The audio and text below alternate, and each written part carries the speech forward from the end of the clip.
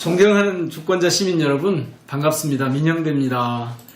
여러분 성원 덕분에요, 다시 국회에서 일하게 됐습니다. 22대 국회 임기 첫날 저는 제 지역구 광주 시민들께 감사와 다짐 인사로 시작했습니다. 정말 고맙습니다. 어제 윤석열 대통령이 또 거부권 행사했습니다. 무려 4개 법안이나 거부했죠. 총선 민심을 정면으로 거역한 겁니다.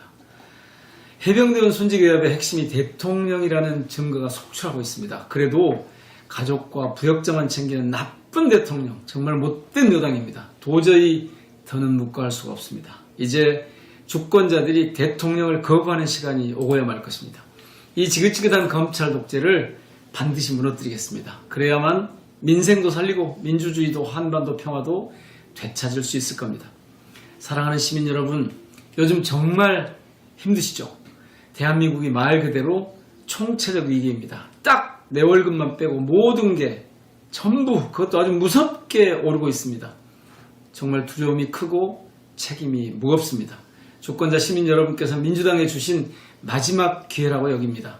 그 엄중한 뜻을 잘 받들겠습니다. 오직 시민들의 명령대로 일하겠습니다. 저는 새로운 22대 국회에서 크게 4가지의 주안점을 두려 합니다. 첫째, 민생경제 회복입니다. 민생회복 지원금, 전세사기 특별법, 연금 개혁을 재추진하겠습니다. 둘째, 윤석열 정권을 끝장내겠습니다. 권력형 비리게이트 진상을 규명하겠습니다. 해병대원 특검법을 재발의하고 김건희 특검법과 주가 및 대북송금 조작사건 특검법을 반드시 통과시키겠습니다. 당연히 대통령 거부권 제한도 추진할 계획입니다. 셋째, 민주주의 수호입니다. 정치검찰을 해체해서 검찰개혁을 완수하고 언론을 정상화하겠습니다. 교사와 공무원 정치기본권 확보 등 반시대적인 야망을 철폐하겠습니다. 당연히 국가보안법도 폐지해야 합니다. 넷째, 광주의 목소리를 실현하겠습니다. 인공지능, 미래차, 군공항 이전, 아시아문화 중심 도시 등 광주의 미래 먹거리를 확보하고 지역사회가 지속 가능한 발전에 이르도록 최선을 다하겠습니다. 지방분권과 국가균형 발전을 잘 챙기겠습니다. 5.18 정신, 헌법 전문 수록 등 광주의 뜻을 중앙정치에 관철시켜 나가겠습니다. 광주의 의원답게 싸우고 당당하게 일하겠습니다. 관심 가지고 지켜봐 주십시오. 여러분 모두의 건강과 평화를 빕니다. 고맙습니다. 자, 탁월한 입법 성적, 개혁성, 선명성, 투쟁성에서 가장 선두에선 민영배만 같아라 24번째 방송 시작하겠습니다. 오랜만이십니다. 죄송합니다. 아니, 바쁘신 거 알고. 종종 나와야 되는. 지금 민영배 의원은 지금 현재 광주 광산을 국회의원, 드디어 광주의 유일한 재선 의원, 그리고 그리 됐습니다. 네, 정치검찰 사건 조작 특별대책단 단장님이시고 민주당 전략기획위원장까지. 참 요즘에 이제 저는 이렇게 표현했습니다. 그 최일선에 서 있는 사람. 예, 그런 셈이네요. 네, 최일선에 서 있는 사람. 이런 느낌이었고요. 자, 여러분 채팅창 상단에 민영배 TV 구독 링크가 돼 있거든요. 구독 좀 해주세요. 민영배 의원은 이걸 제일 신경 써. 구독자가 많았으면 좋겠죠. 그래야 이렇게 뭐 어떤 메시지가 나오면 이게 전파가 좀 잘 될 것 같아서. 직접 부탁 한번 하시죠. 보고 계신 분들한테. 그 새날의 구독자 여러분, 새날하고 민영배 TV는 같은 결이거든요. 그리고 심지어는 패밀리라고 할 만큼 가까워요. 그래서 제가 이렇게 고정 출연하고 있지 않습니까? 거기다가 저희가 다른 같은 것도 여러 가지 있는데 무엇보다도 이 메시지를 좀 같이 가져가고 싶습니다. 저희 푸나님이 가끔 제가 보낸 메시지 이렇게 커뮤니티에 올려주고 그러시던데 그럴 필요 없이 그냥 민영배 TV를 구독 좀 해주십시오. 그래서 10만 되면 제가 오히려 제공하는 게 더 많아지도록 좀 해보려고 해요. 목표가 제가 일단은 10만. PD 한 분을 이를테면 영입을 했거든요. 그래서 앞으로 이 민영배 TV의 내용을 좀 풍성하게, 그리고 전투적으로 실제로 솔루션이 있는 그런 의정활동을 좀 해볼 테니까요. 아따 좀 도와주시죠. 자, 많은 분들이 구독했다라는 메시지를 남기고 있습니다. 자, 출발하겠습니다. 자, 일단은 국회 개원하고 지금 처음 나오시는 거라서. 그렇습니까? 광주 2일 재선 의원 22대 국회 이제 시작점이잖아. 오늘 좀 뭐 구장 선출도 했지만 예, 22대 의원식 국회. 예. 예, 의원이 국회의장으로 선출됐습니다. 어쨌건 의원님도 22대 국회 이제 개원한 건 처음이신데 네. 뭐 개원한 지 얼마나 됐다고 그랬어요 하십니까? 개원한 지 며칠 안 됐거든요. 처음 나오시는 건 당연한 거지. 닷새 그러네요. 음. 엿새째네요. 오늘 일회째네, 일주일째. 그러네요. 가고 저는 그냥 솔직히 말씀드리면 그냥 한마디로 도저히 이대로 안 되겠다. 정권 되찾아와야지. 민주당 정부가 국민의힘 정부보다 훨 낫다. 아무리 봐도 민주정부 개혁정부가 저 보수 정권보다 훨 낫다. 근데 요즘은 그게 거의 신앙이 될 만큼 깊어졌어요. 왜냐하면 요새 가만히 봐보세요. 정말 뜬금없는 짓을 많이 하잖아요.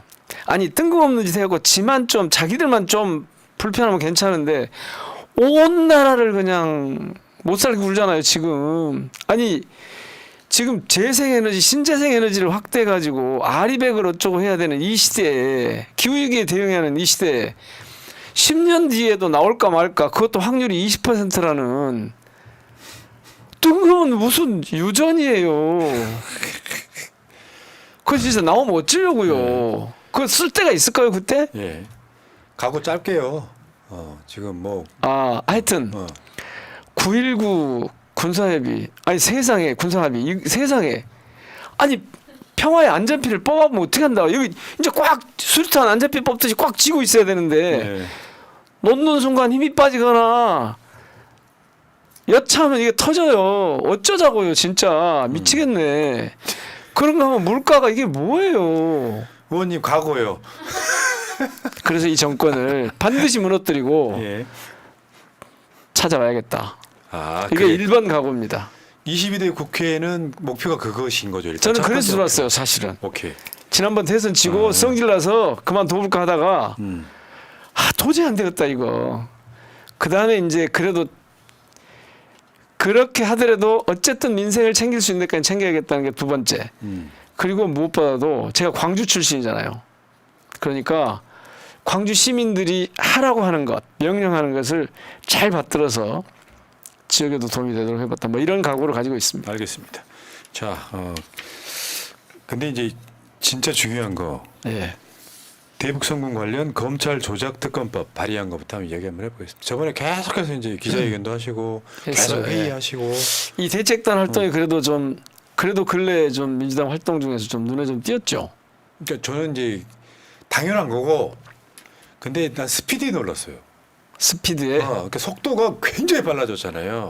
그렇지 않으면 이런 일을 할 수가 없어요. 제가 21대 막 들어와서 제일 처음에 들어간 위원회가 특위가 민주당 내 검찰개혁 특위였거든요. 근데 거기 들어가서 했는데도 정권 뺏겼잖아요. 검찰들한테 밀려가지고. 네. 그러고 나서 또 제가 탈당까지 가면서 또 하려고 그랬는데 또 어땠어요? 또 검찰한테 밀렸어요. 국회에서 밀리고 실제로 밀리고 그래가지고 이 모양이 됐는데 정말 다행히 이재명 대표가 아주 여러 가지 애를 써가지고 죽을 고비를 넘겨가면서 어떻게든 해가지고 총선을 지금 이겨놨잖아요. 압도적으로. 그것도 야당인데. 그러니 이것을 이어받아야 될 거 아니에요. 특히 총선을 이렇게 이기고 나면 자칫하면 긴장감이 빠져가지고 흐트러질 수 있거든요. 전열이. 그래서 흐트러지기 전에 특히 이쪽에 전문성을 갖고 있는 검찰 출신들을 모으고 절반은 검찰 출신, 절반은 뭐 언론이나 무슨 이 다른 전문가들 이렇게 모아가지고 그래서 속도감 있게 좀 해봤는데 오늘 중간 점검을 한번 해봤거든요. 어제 이제 저희들이 특검법을 발의했기 때문에 제법 했더라고요. 아직 멀었지만 출발은 괜찮았다. 예. 그러니까 지금 특검법을 발의를 했으니까. 이제 이성윤 의원은 내일 인터뷰를 할 건데. 그러실래요? 네, 그러니까 여기서 이제 그렇죠. 예. 검사 출신. 그럼 내일 자세히 들어보세요. 네. 예. 그러니까 그런데 요거는 이제 총 진두지 하시는 분이 그렇죠. 이제 우리 예. 이 대책단 단장님이시고요. 네. 근데 여기서 나왔던 이야기 중에 이런 이야기를 하셨어요. 검찰이 이대로 존재해도 되는지 계속 질문이 나올 것이다. 이미 그러고 있고요. 네. 조금 이따 말씀드릴 기회가 있을지 모르지만 제가 이걸 다루면서 보니까 그러니까 처음에 이거 시작은 이런 거였거든요.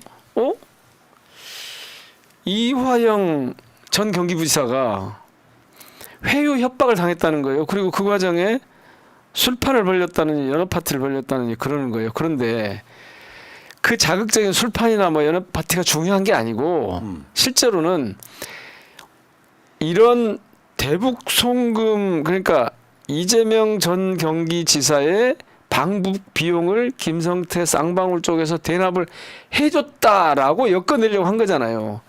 그런데 그런 일이 전혀 없는데 보니까 검찰이 이렇게 사건을 만든 거예요. 그게 어제 저희가 특검법을 발의하게 된 배경인데 이걸 쭉 살펴보니까 저는 설마 했거든요. 검찰이 설마? 근데 사실인 거예요. 막 표지가 이렇게 시작해서 뭐 한두 가지가 아니야. 한 5가지쯤 있어요. 이 진술. 그런데 이걸 어떻게 했는가 봤더니 연결되지도 않는 단서를 연결을 시키는 과정이 그렇게 여러 가지 못된 짓을 하는 거예요. 그걸 딱 보니까 검찰이라는 낱말이 더 이상 존재해서는 안 되겠구나. 검찰이 정말 있어도 돼라는 질문이 나올 수밖에 없을 거고 실제로 저희 검찰개혁 TF에서는 검찰이라는 말이 대한민국 사회에서 앞으로 얼마나 할 수 있을까? 저는 오래 못 갈 거라고 봅니다. 그 말씀하신 주장을 결론으로 가면 검찰은 해체에 준하는 국민의 심판을 받는 상황. 해체에 준하는이 아니라 해체해야 돼요. 지금 상태라면. 그러니까 어차피 그 기능은 누군가는 할 텐데 이 정권에서는 안 되겠죠. 네. 아무리 법을 바꾸려고 해도. 그리고 검사라는 말은 표현은 직위 명칭은 직명은 헌법 사항이어서 이거 헌법을 바꿔야 돼요. 그런데 그 전에라도 그럴 준비를 다 해서 헌법이 또 그렇게 오래 갈 것 같지 않잖아요. 87년 헌법을 지금까지 쓰고 있는 게 좀 웃기지 않아요? 그렇죠. 그러니까 지금 이 사건 이 특검에 관련돼서는 연어 술판도 나왔고 전관이 와서 회유한 사건도 나왔고 그렇죠. 예. 국정원 문건에도 존재하는 쌍방울 그 대북 송금은 주가 조작 사건이다까지 나오는 상황. 다 나왔고 그렇게 국정원 문건에서는 아예 그냥 이것이 공작을 하다가 공작을 끝내요. 그러니까 그리고 그 상황에서 그 문건을 봤으면 이렇게 몰고 가면 안 되는 사건이에요. 말도 안 되는 사건이에요. 그러니까 조작이란 말도 저는 제가 봤을 때 약해요. 범죄죠. 아니 그래서 그 범죄 행위 이번 특검법이 완전히 다른 게 하나 있다니까요. 새로운 게. 지금까지 특검법은 대부분 다 어떤 사건이 제대로 규명이 안 돼서 그래서 특검을 통해서 제대로 진실 규명해보자. 사건의 진상을 밝혀보자. 이런 거였잖아요. 근데 이번엔 그게 아니에요.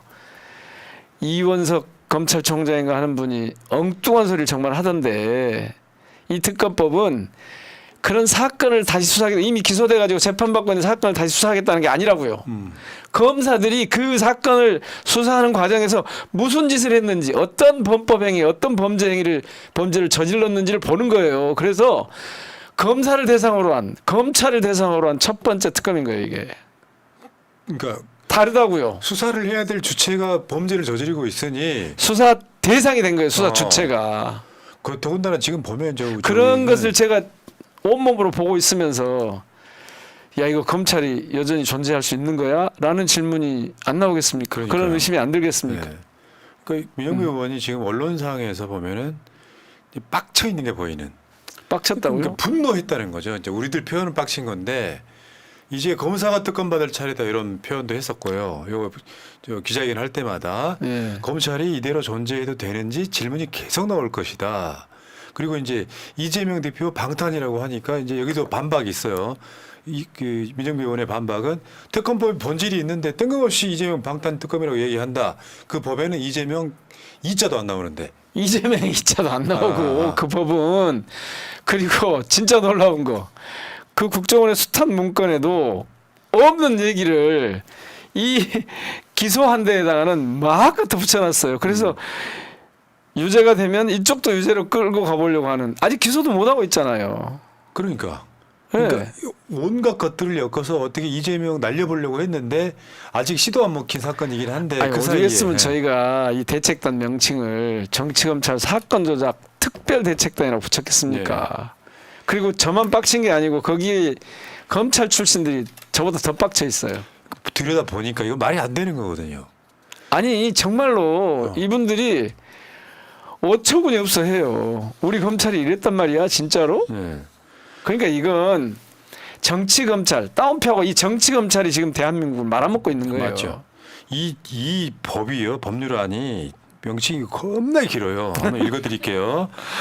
이 지금 이 약칭은 지금 아까 대북송금 관련 검찰 조작 특검법인데 정식 명칭은 김성태 대북 송금 사건 관련 이화영, 김성태에 대한 검찰의 허위 진술 강요 등 진상 규명을 위한 특별검사 임명 등에 관한 법률안. 수업 넘어가겠네. 참. 여기 사실 여기에 이 다 들어있어요. 특검에 모든 게 다 들어있는 들어있어요. 거잖아요. 예. 근데 최근에 신명섭 전 경기도 국장이 또 그걸 뒷받침하는 증언을 증언을 또 했습니다. 했어. 그러니까 바로 그날. 그러니까 이화영 진술이 바뀌었으니 너도 바꿔. 예. 그 맥락이에요. 예. 거기 검찰이 또 회의를 했다는 거예요. 예. 저분이십니다. 화면에 보이는. 맞습니다. 저분이 저희들이 특검법 발의한 날 발의 기자회견을 저희들이 했는데 바로 뒤이어서 어떻게 했는지 너무 적나라하게 나와요. 진짜. 어떻게 회유하고 어떻게 이걸 엮으려고 했는지. 담당 검사 주선으로 수원지검에서 이화영을 3번 면담했다. 이화영 진술이 바뀌었으니 당신 진술로 바꿔라. 네. 이재명에게 쌍방울 대납 보고 들었다고 해달라. 예. 와, 씨. 이화영 지사가 압박에 회유에 시달려가지고 결국에는 진술을 보고했다라고 했지만 보고했다라고 하는 것이 반박이 되는 여러 가지 정황들이 있어갖고 결국에는 다시 진술을 원래대로 바꾸거든요. 이재명 지사는 그것도 작전이었다는 게 나와요. 왜냐하면 그러니까 알리바이를 딱 만들어 놓고 나중에 이걸 번복할 수 있도록 해놓은 거예요. 그러니까 그 당시에 보고했다는 그 시간에는 이재명 지사가 다른 일정을 소화하고 있을 때여서 그래서 맞아, 그랬죠. 그래요. 그러니까 생각해 보세요. 오죽했으면 그래서 이번 특검법은 시작이 이 부지사의 그 용기 있는 진술 번복, 이 지사의 용기에서 시작된 거예요, 사실은. 이화영이 이제 하도 압박을 하고 막 다른 뭐 개인 비리 같은 걸 계속 압박을 하니까 이미 그렇게 해서 하고 있죠. 이제 지금. 이재명 대표 당시 경기도지사가 국회 일정이 있는 시간을 딱 대서 그렇죠. 법원에 가서 뒤집히게끔 네. 장치를 해놨는데 자, 야 열받는 게 이런 거 진술을 해주면 보석으로 풀어주고 주변 수사도 중단하겠다. 신명섭 전 경기도 국장한테 한 말이고요. 이런 것들이 이제 이재명을 엮기 위한 정치검사의 투사였고 그러니까 지금 대북 관련 검찰 조작 특검법의 주요 내용이라고 하는 게 제목에 다 들어가 있다. 여기까지. 예. 그러니까 네. 검사가 검찰이 이렇게 하면 도대체 왜 존재하는 거죠? 정치 탄압의 수단이에요, 검사가? 검찰이? 정치 탄압의 정적 제거의 도구예요? 대한민국 검찰이? 부끄러운 줄 알아야지 진짜. 예. 한 발 더 나가 보겠습니다. 특검이 뭐 발의된다고 해서 다 되라는 법은 없지만 아니 보나마나 안 될 거예요. 저기 일단 1차로. 근데 아니, 그러면 우린 계속 할 거야.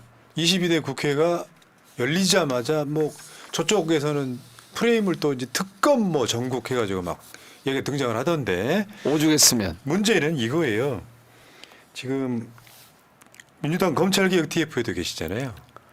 그거 제가 아까 말씀드렸잖아요. 21대 초반부터 제가 그 검찰에 정치 검찰에 밀리는 이 과정을 너무나 잘 알고 있죠. 봤기 때문에 그리고 아니 탈당까지 해가면서 어떻게 해보려고 했는데 못했잖아요. 그래서 이번에 또 그때 같이 했던 김용민 단장께서 이거 같이 해야 되지 않겠냐 그래가지고 예 참여하고 있습니다. 검사 오늘도 출신도 회의를 아니고 했어요. 변호사 출신도 저는 아닌데. 검사 출신도 아니고 변호사 출신도 아니고 근데 전문가 되셨잖아요 이제. 누구는 너무 많이 검사 봐가지고. 출신인지 변호사 출신인지 알고 그런 분이 계시는데 네. 저는 아닙니다. 법률가. 저는 사회과 가던 사람이고요. 좋게 정치인은 예술을 알아야 된다 뭐 이런 데 관심 있는 사람인데 원래 7월 초까지 지금 현재로서는 7월 초까지 검찰개혁 법안을 성안하겠다. 검찰청 폐지도 검토하겠다가 아직 이게 이슈로 확 올라오는 건 아닌데 민주당 입장에서는 차근차근 준비하는 느낌이에요. 조국 혁신당도 약간 비슷한 맥락을 띄우고 있고. 저 검찰개혁법 성안에 큰 방향은 잡혔어요. 검찰청 폐지라고 그랬는데 어쨌든 그 이제 공식 발표가 있어야겠지만 준비를 그렇게 해가 나가는 거죠. 그러니까 수사 기소를 완전히 분리하는 방식으로 가는 거예요. 수사 기소를 완전히 분리하는 방식으로. 그랬을 때도 검찰청이라는 말이 어울릴까요? 그랬을 때는 기소청 혹은 뭐 공소청, 기소청 이런 이름이 더 어울리겠잖아요. 그러니까 이렇게 될 것 같습니다. 공수처, 고위공직자 수사처나 그다음에 중대범죄수사청 하나 그리고 경찰 그렇게 되고 검찰은 아까 말씀드린 기소 전문 관청으로 이제 탈바꿈하면은 진짜 수사하고 싶다 그러면은 검찰청 나와서 중수청이나 공수처로 가면 되죠. 네. 근데 지금 그 대목은 다른 이슈예요. 이 지금 공수처 있잖아요. 공수처하고 중수청, 중대범죄수사청 요거를 별도로 둬야 되는 거냐? 뭐 합칠 수도 있고. 제가 볼 때는 이거를 미국의 FBI식으로 가서 중수청 안에 가령 고위공직자 범죄수사본부 예를 들면 이런 걸 두면서 공수처 기능을 담당하게 하는 것이 더 나을 것 같아요. 왜냐하면 이걸 별도로 뒀더니 너무 조직 규모가 작아가지고 역량이 잘 안 돼서 뭔 일을 하기 어렵잖아요. 심지어는 공수처가 저희한테 그 필요하면 특검을 해병대원 순직 사건 이 관련해 가지고는 수사 외압이 있었는데 특검을 하는 게 낫겠다고 할 만큼이니까 중수청으로 통합해서 뭐 여러 본부 체계를 가면서 이 공수처 역할을 할 수 있는 본부를 둔다면 아마 그런 일은 없을 것 같은데 이건 이제 논의를 좀 더 해봐야 될 사안이에요. 네. 어쨌든 지금 형태의 검찰청은 사라질 겁니다. 그러니까 이 지금 같은 형태의 윤석열 정권 들어가지고 검찰이 공정한 수사에 매진하는 게 아니라 윤석열 가족을 지키고 야당 탄압의 용도로 써먹었는데 조작까지 일삼았다면 그거는 아마 검찰 스스로가 어떤 내부 자정 작용으로는 이미 이제 끝났다. 그건 혹시- 불가능하다고 보는 거죠. 예, 푸나님 혹시 한동훈 장관 이래로 그러니까 이원석 검찰총장 부임 이래로 취임 이래로 검찰이 한 수사 중에 기억에 나는 게 있으세요? 이거 말고 번번이 지고 있잖아요. 법원 가면. 아니 이거 말고 수사를 한 게 기억이 나시냐고요? 없죠. 다 이거 하고 있는 거예요 지금. 어. 그래서 자꾸 정권의 하수인이 이런 얘기 들어가면서 그래가지고 근래에는 또 무슨 김건희 수사를 뭐 법과 원칙대로 뭐 규정대로 한다고 뻥을 치는데 할 것 같아요? 야, 그러니까 검찰 개혁 2라운드 시작되겠네요. 곧 공수처 시작이 선출까지 됐어요. 다.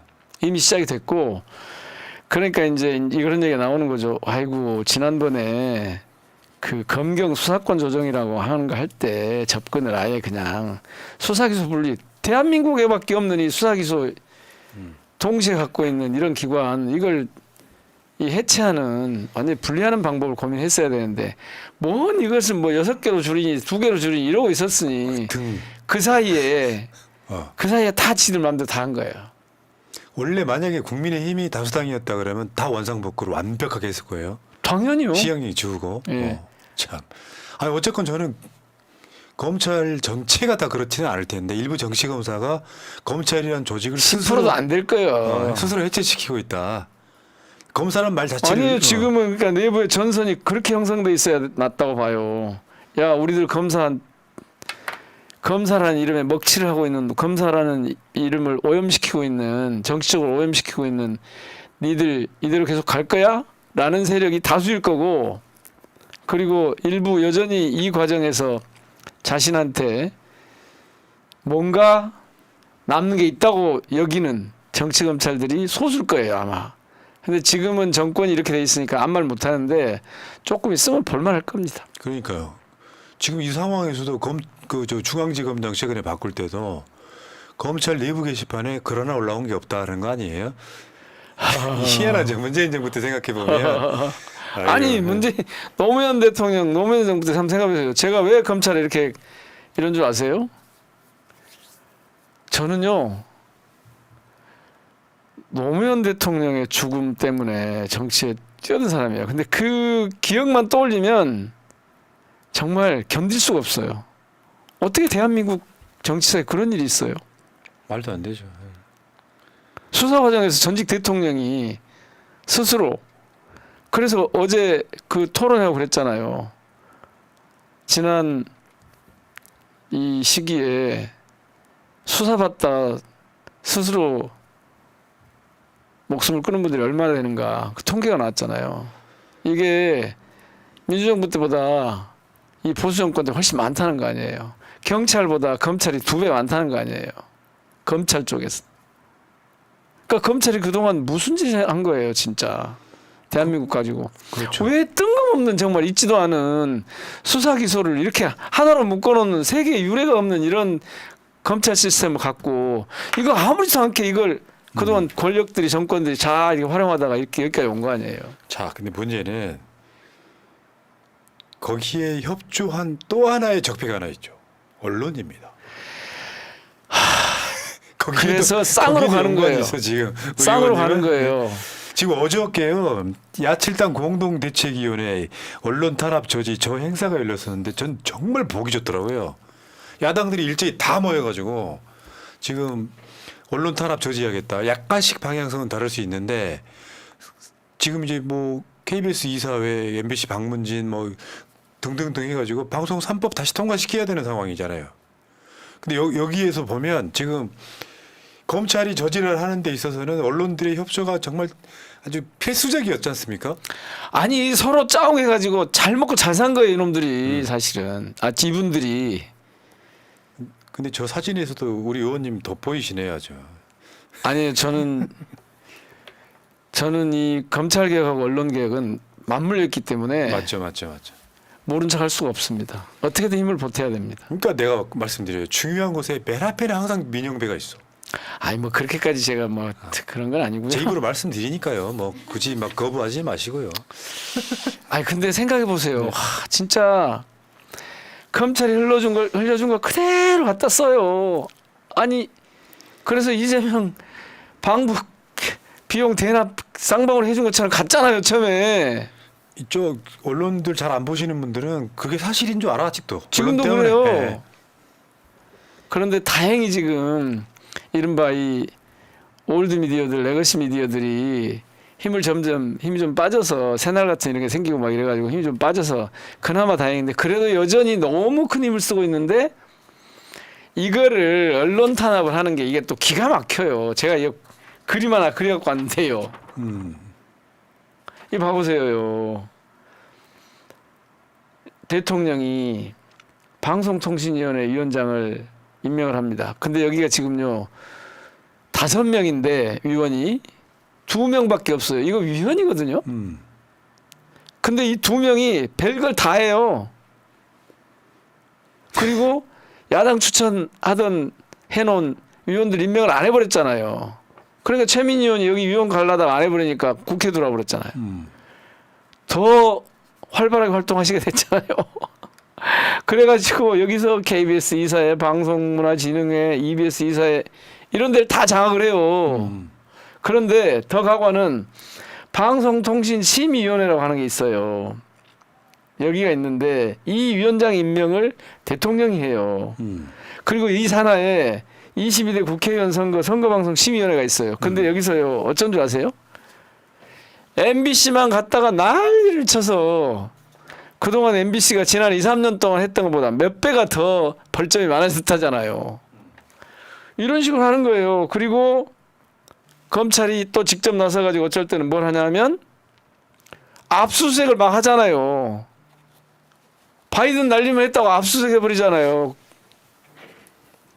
그러니까 검찰, 방심위, 방통위가 일제히 자신들의 입맛에 맞지 않는 언론을 특히 MBC를 죽이고 있잖아요. KBS는 자기들이 어떻게 해서든 이 제도를 이용해서 장악해서 자기들 사람 다 바꿔놓고 아이고 그거 보셨잖아요. 예. 그러니까 결국에는 정권 교체하면 다 해결될 일이지만 그 사이에 더 퇴행하는 걸 막자. 지금 좀 여기는 그러더라고, 중요한 보면. 이슈가 생겼어요. 어. 방통위원장을 빨리 그러니까 이 7월 16일까지 새로 7월 16일부터 원래대로 하면 7월 16일부터 MBC 대주주인 방송문화진흥회 여기를 이 사진을 바꿔야 돼요. 그런데 지금 방송 3법을 다 통과를 시키면 이걸 어떻게 해서든 막아보려고 지난번에 저희가 만들었던 건데 그걸 거부권을 행사했잖아요. 그래서 이제 저희들이 안 되겠다 이거 탄핵이라도 하든지 어떤 방법을 하는 게 이 7월 16일 이후에 그러니까 7월 16일 이전에 탄핵 못하게 또 옛날에 이동관 도망간 것처럼 그렇죠. 빼버릴지 모르니까 사퇴할 수 있죠. 이걸 사퇴 못하게 하면서 이걸 할 거냐. 이게 지금 제일 고민이에요. 어떻게 나라가 이렇게 돼버렸어요? 그러니까 말도 안 되는 거죠. 어떻게 방통위가 이럴 수가 있어요? 네. 검사 출신을 데려다 놨잖아요 여기를. 저는 수사도 한 번도 안 해봤대 언론 수사도. 그 자체가 김홍일이 탄핵 사안이라기보다는 윤석열 탄핵 사안이라고 봐요. 그렇게 따지면 탄핵 사안이 한두 가지입니까 지금. 그러니까 맨 위에 있는 대가리를 몇 가지를 딸 수 있어야지. 이게 지금 이 상황에서 김홍일이 또 사퇴하고 그러면 또 한 2, 3주 만에 또 임명하고 이 과정을 거칠 거 아니에요. 뭐 참. 아이고 넘어가시고요. 오늘 시간은 짧은 편이라서. 아 그래요? 다 네. 돼버렸어요? 아 가요. 자 그리고 아직 안 끝났습니다. 안 끝났어요. 제가 여기 리드멘트 이런 얘기합니다. 개혁성, 입법성, 선명성, 투쟁성 이 앞에 탁월한 입법 성적이라는데 이게 지금 아 그건 제가 진짜 좀 억울해요. 아 진짜 말씀 좀 잘 좀 해주세요. 아니 왜요? 여기 헤드라인 한번 볼까요? 민영배 의원 21대 광주 전남 지역 의원 중 국회 법안 통과 최다 기록. 그런데 어디 KBS인가 어디 방송에서요. 제가 한 건 가결시켰다고 해놨어요. 그게 뭐냐면 원안하고 수정안을 가결한 것만 가결로 한 거예요. 원래 대안이 되면 대안에 반영하면 폐기하잖아요. 그거는 가령 AI 뭐 기본법이 있다. 그러면 비슷한 법안이 대여섯 개 올라와요. 재정법이니까 이를테면.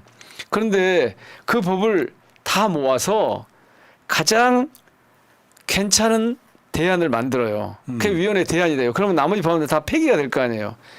대안 반영 폐기를 법안 가결한 걸로 안 씌워주는 거예요. 그런 데도 있었다니까요. 예. 근데 실제로 법안을 통과시킨 거.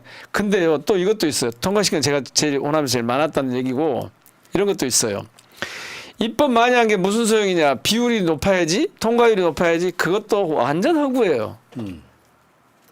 그러면 50개 발의해가지고 30개 통과시키면 60%잖아요. 네. 근데 저처럼 321개 발의해서 52개 통과시키면 57개 통과시키면 17.5%밖에 안 나와요. 60대 17.5니까 60%가 잘한 거예요? 거기는 30개 통과시켰고 저는 57개를 통과시켰는데 말이 안 되잖아요. 그리고요. 입법을 했다는 건 예를 들면 무슨 뭐 낱말을 바꾸거나 뭐 어디 조그만 뭐 이렇게 저는 그런 거 안 했어요. 딱 하나 했어.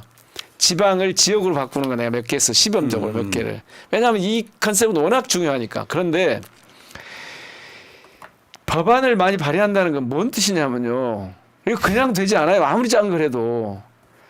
사회적인 이슈를 계속해서 국회가 흡수하고 수용하려고 노력했다는 뜻이에요.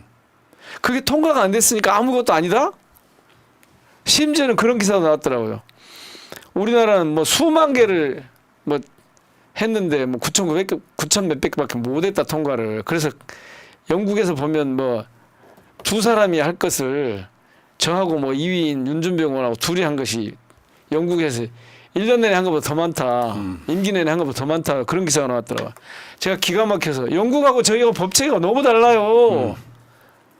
영국은 법 그렇게 많이 만들 필요가 없어. 이미 다 만들어놨고. 그냥 결론 그래서 그러니까 제발 이 무슨 가결률이 낮다느니 뭐 이거 가지고 진짜 분골쇄신하고 있는 입법 활동을 위해서 그거 저한테 꼬투리 잡기죠. 엉뚱한 소리. 작년 보도 중에 경실련이 뽑은 정치 분야 개혁 입법. 그러니까 법은 뭐 자꾸 몇 개 거쳐가지고 내는 그런 정도가 아니라 개혁 입법 맞아요. 1등 그것도 제가 국회의원이 1등 했어요. 민영배였어요. 그 쿠키뉴스인가 하는 데서도 저희가 입법 최우수원으로 됐고요. 그러니까 이거는 진짜 좀 억울한데 그러나 제가 쪽팔리게 억울하다고 네. 뭐 그러겠어요. 이미 근데 다 본인 말씀하셨고요. 그러니까 요거는 이게 국회의원이 잘해야 될 지금 현재 두 가지 덕목이 하나 있는데 하나는 입법도 잘해야 되고 그거 1등. 잘 저는 싸워야 돼. 돼. 잘 지금은 둘 다 잘하시니까 그래서 제가 민영배만 갖다가 이야기 드리는 거고요. 새날만 그렇게 생활한테 해주시고 이유 다른 받으시기 사- 바라겠습니다. 네. 그럴게요. 근데 이게 약간 미담이 있었어 내가 봤을 때. 그게 예. 뭐냐면 저번에 나오셨을 때 네. 광주 국회의원이 8명인데 네. 그중에 골고루 상임위 갈 수 있도록 서로 조정을 하고 있고 거기에 좌장이 민영배다. 근데 본인이 본래 이제 국회의원들은 국토위 가고 싶어 합니다. 네, 저도 지역 가려고 발전을 했죠. 위해서. 근데 문체위로 바꿨어. 거기 미담이 들어있더라고요. 그거는 이제 이렇게 됐죠. 쭉 했는데 저를 국회로 보내달라 이렇게 이제 배정을 다 했어요. 그런데 지역에서 이제 국토위는 그대로 두고 광주가 A항이고 문화중심 도시 조성 사업이 지금 이루어지고 있는 곳이잖아요. 그런데 광주 현안 풀려면 문체위가 있어야 되는데 왜 문체위가 없냐? 군공항 이전 문제가 있는데 왜 국방위가 없냐 이런 거예요. 그래서 국토위가 군공항 이전은 하기로 하고 그럼 문체위를 한 사람 가야겠다. 근데 저를 쌈박질 계속 하라고 법사위로 보내려고 하더라고요. 그래서 광주 시민들이 지금 문체위 가서 광주 현안 좀 챙기라고 한다. 그러니까 그 법사위에서 해야 할 싸움은 이 전문가들 많이 있으니까 이분들 모시고 제가 할 테니까 저를 문체위로 보내주십시오라고 사정을 했더니 우리 원내 지도부에서 받아줘서 일단 배정을 그렇게 됐습니다. 그런 거지. 그러니까 아까 그 국회의원 입법 성적하고 그러니까 다른 분들이 가지고 제가 국토위를 가면 좋겠는데 다른 분들 다 자기 이제 준비해서 가려고 했는데 제가 거기다 대놓고 이거 누가 가는 게 좋겠어 이렇게 할 수는 없잖아요. 그래서 그냥 양보하셨다. 모른 척하고 아니 뭐 양보할 것도 없고요. 그냥 하여튼 그러니까 시민들의 목소리를 일단 받아들여야 된다. 국회의원 이치가 그런 거죠. 예를 들어 지방 의원들 같으면 현안만 자기 지역 현안만 챙기면 돼요. 근데 국회의원 아까 말씀드린 것처럼 입법 성적과 전투력도 있어야 되는데 내 지역에 그러니까 지금 이제 광산 얼마를 챙기는 게 아니라 위치가 광주 전체 호남을 챙기는 입장이 돼 있기 때문에 굉장히 많은 것들이 지금 병행돼야 되는 상황. 이게 옳은지는 모르겠어요. 솔직히 왜냐하면 국회의원이라고 하는 게 국가적인 이슈를 잘 풀어가는 게 중요하지 지역을 챙기는 게 중요하냐. 그렇지만 지역들이 모여가지고 국가를 구성하는 것이고 또 지역 구민들의 요구 이해 이런 걸 현안 이런 걸 외면하는 건 또 아니거든요. 그래서 뭐 예산 과정에서 챙길 수 있다고 처음에는 설명을 하다가 이 얘기가 계속 이제 막 지역 언론에 사설에도 나오고 뭐 뉴스에 막 나오고 이러니까 심지어는 뭐 시장이 뭐 그러면 우리가 문체위 그리고 국방에 있는 의원들을 명예 시민으로 모셔야 되겠다고까지 해서 아이고 그러면은 어쨌든 우리가 8명이나 되는데 하여튼 대응하는 그런 모습은 그런 태도는 갖는 게 기본이다. 나중에 뭐 해보니까 뭐 아니다 싶으면 또 바꿀 수도 있는 거니까. 그래서 그냥 그리고 제가 원래 말씀드렸잖아요. 정치인은 문화예술을 알아야 된다. 그래서 제가 예술 아트에 관심이 있습니다. 그리고 제가 구청장 할 때 사실은 저는 모든 행사에 문화의 옷을 입히시라 이렇게 공무원들한테 주문했고 그 문화구청장이었어요. 왜 그런지 아십니까? 제가 이건 진짜 좀 쑥스럽지만 말씀드리는데 제 전공 분야가 문화사회학입니다. 그 중에서도 문화정치가 제 학위 논문 주제예요. 의원님은 제가 봤을 때 김구 선생이랑 좀 결이 비슷한 거네. 아, 또 왜 그러세요? 갑자기 놀려먹으려도 좀 적당히 줄이기 놀려먹어요. 하려고 김구 선생이 그랬잖아요. 우리나라가 문화대국이 되는 꿈이 있으셨잖아요. 저는 실제로 그렇게 생각합니다. 네. 실제로 문화 강국이란 말이 무슨 문화 산업이 겁나게 막 그래서가 아니고 인간을 가장 인간답게 하는 동물과 인간을 구분하는 건 문화예술이거든요. 이것을 고양하는 것, 인간성을 고양하는 게 문화예술이에요. 그러니까 지금 근데 문제는 문화 신경 쓸 틈이 없는 전국인 경우잖아요. 그러니 사실은. 제가 얼마나 속 복장이 터지겠습니까? 검사라는 놈들은 조작하고 막 대통령은 사실 나라 망하게 하고 있고 지금. 아유, 저는 진짜 보다 이런 적은 진짜 처음 봤어요. 아니 뭐예요? 이 시대 상황이고 아이고 봐봐요. 진짜 내가 9.19 그 군사합의 이거 깬 거 파기시킨 거 보고 진짜 평화안전피를 뽑아버렸다니까 지금. 이거 어쩌려고 이러는 거예요. 자, 그런 미치겠네. 얘기는 이 앞 시사 방송에서 다 다 했기 했어요? 때문에 그래요 그럼. 아니 제가 복장퇴했다는 뜻으로 말씀드린 건데. 문제는 이렇게 봅니다. 예를 들어서 광주에서 민영배 제외하고 싹 바뀌었단 말이에요. 이유가 뭘까 생각해 보면 그 말은 이제 그만하게요. 아니요 설명해 드리려고. 예. 그러니까 어떤 사람은 몸이 홍길동처럼 여러 개여서 중앙에서도 잘 싸우고 지역도 잘 챙기고 그러니까 맨날 광주 서울 왔다 갔다 하고 집회까지 나가려고 하면 분신술이 필요할 정도로 바빠요. 근데 그 중에서 뭐 국회의원 뽑아 올렸더니 서울에 올라가서도 존재감 없는데 지역에 존재감이 없어. 그럼 바꿀 수밖에 없거든요. 그러니까 지금 아까 제가 참 리드메이트 잘 썼다고 생각하는 게 탁월한 입법 성적, 개혁성, 선명성, 쑥스럽게 왜 투쟁성에서 그러세요? 인터뷰 끝내려고 그럽니다. 예. 아, 그러니까 아니 댓- 인터뷰 끝낼 때 예. 그 옛날에 엊그제 제가 촛불 집회에 가서 한 몇 분 뭐 이렇게 연설 비슷하게 했는데 네. 그걸 한번 들어주시죠 차라리. 아, 그건 이미 준비가 안 돼 미리 있기 때문에. 말씀하시면 좋은데 지금 이미 늦었고요. 예. 예를 들면 저 사진 한번 봐봐요. 그러니까 없는 것이 없어. 민영배 의원은 지금 옛날 사진이긴 한데 지금 김건희 특검 수용하라 이 거부권 행사하기 저거 전. 저희들이 시작했잖아요. 김건희 네. 특검 제가 시작한 거예요 사실은. 그러니까 지금 저렇게 앉아 있어야 되는 상황. 그리고 엊그저께 민주당 집회할 때 저기 지하철 타고 가는 모습이 있죠. 찍힌 게 하나 있어가지고 민영배 의원 뭐 아는 많은 분들이 지금 민주당 뭐 하냐? 지금 빨리 바뀌달라 뭐 이런 하소연 하시죠. 응. 지금요 굉장히 민주당한테 중요한 시기입니다 지금. 네. 자 저쪽은 막 이 복잡계가 성립해 있어요 지금. 워낙 여러 가지를 막 여기저기서 국면을 전환해야 되니까 이 20% 밑으로 내려간 이 지지율을 어떻게든 사수해야 되고 25%를 복원하는 게 목표라 돼요 알려지기로는. 그래야 되니까 뭐 이 말이 되든 안 되든 누가 얘기만 하면 굉장히 즉흥적인 국정을 하고 있어요. 네. 검토한 그 석유 시추한다는 거 들어보세요. 8분 전에 알았다잖아요 산업부가. 이런 정부를 본 적이 없다니까요. 제가 그래도 정부를 두 군데에서 정부 일을 해봤잖아요. 그런데 이런 상황을 한 번도 본 적이 없어요. 세상에 어떻게 주무장관이 모르는데 청와대가 아니 용산이 대통령실이 나서가지고 뭔 발표를 해요. 그것도 뜬금없이. 의원님, 그 며칠 전 지지율이 21% 나왔거든요. 뭐든지 하겠다는 자세. 지지율 올리려면 이게 진정성이 진짜 위험해요. 있거든요. 맞죠, 맞죠. 이게 진짜 위험해요. 제가 경고하는데요. 이거 스스로 망조가 드는 길을 찾아가는 거예요. 맞습니다. 나중에 전쟁이라도 할 게 있습니다. 그럴 거라니까요. 그런데 그래가지고 정권 유지되고 자신들이 지은 죄가 사해지느냐. 천만의 말씀 만만의 공덕. 알겠습니다. 오히려 더 깊어집니다. 예. 자, 그날에는 감사하고요. 승두님, 박승두님 감사드리고. 아니 근데 자, 유튜브 많이 늘어났습니까? 제 지금 구독이요, 구독. 구독. 여러분 지금 채팅창 상단에 민영배 TV가 있는데요. 구독 좀 해주세요. 한 번 더 하소연 하시면은 더 올라갈 것 같은데. 구독 좀 해주세요. 왜냐하면 그래야 제가 이 새날하고 보조를 맞춰가지고 메시지를 좀 계속 내고 제 활동도 좀 알려드리고 무엇보다도 이 정권 이대로 지금 놔둬가지고 안 되겠잖아요. 그러면 뭔가 좀 전투력이 올라갈 수 있는 그런 툴이 좀 있어야 되는데 무기가 좀 있어야 되는데 이 구독자 수가 지금 무기가 될 것 같으니까 저한테도 창을 하나 쥐어주십시오. 여러분 민영배 TV 일단 10만 먼저 갑시다. 좀 구독 좀 해주세요. 얼마 안 넘으셨던데. 주변에도 좀 말씀 좀 하셔가지고. 자, 이제 22대 국회가 출발합니다. 그중에 맨 앞에 선두에 있는 광주의 아들 선 오브 라이트 시티.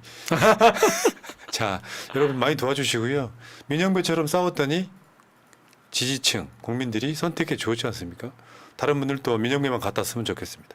자, 의원님 마지막 인사 30초만. 그래서 일을 좀 제대로 해보기 위해서 당 지도부에 참여하는 것을 진지하게 고민하고 있습니다. 예, 응원해 주시면 한번 제대로 해볼 생각입니다. 최고위원 나가신다는 얘기구나. 이를테면 그런 거죠. 네, 알겠습니다. 이를테면. 응원할게요. 네. 잘해볼게요. 새날 지금 재밌는 정치 시사 2550회 민영배우원 같아라 24회 한꺼번에 마치겠습니다. 고맙습니다. 고맙습니다. 민주주의 평화 통일 다 죽어간다. 이대로는 놔둘 수 없다. 자, 다시 한번 해보는 거야. 자, 다시 한번 싸우는 거야.